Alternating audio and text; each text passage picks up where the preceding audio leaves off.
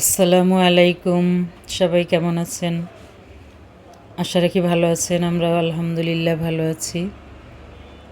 আজ আমার বোন আমাদের জন্য অনেক শপিং করে নিয়ে এসছে।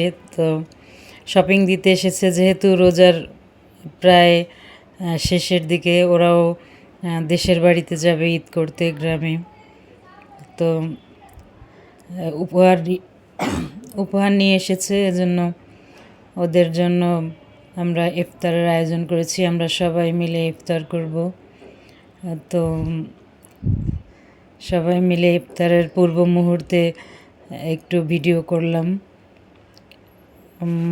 রান্নাবান্নার সময় আসলে আজকে ওভাবে ভিডিও করিনি, একটু ভালো লাগছিল না, শরীরটাও তেমন। তাই ঈদে আপনারা কে কে গ্রামে যাচ্ছেন? আসলে গ্রামে ঈদ করার মজাই আলাদা। আমাদেরও যাবার কথা ছিল, কিন্তু আনফর্চুনেটলি এখন আর যাব না, হয়তো ঈদের পরে কোনো এক সময় যাব।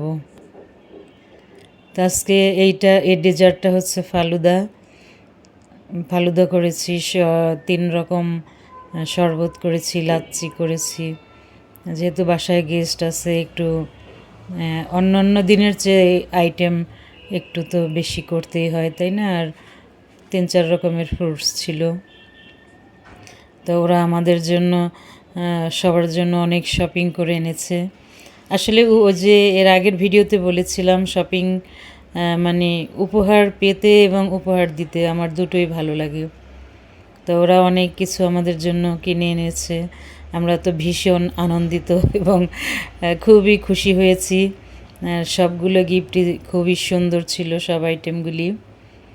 বেশ কয়েকটা 3 পিস এবং শাড়ি, একটা গোল্ডেন নাকফুল, সব কিছু মিলে চমৎকার উপহার। এগুলো পপি আমাকে গিফট করেছে সব কিছু। ওরা এগুলো নিয়েই আমাদের বাসায় আজকে এসেছিল ইফতার করে। আমরা সবাই একসঙ্গে ইফতার করে ওরা চলে গিয়েছে। আমরা আসলে সবাই মিলে একসঙ্গে বাড়ি গেলে আরও ভালো লাগতো। সবার ঈদ সুন্দর হোক, শুভকামনা।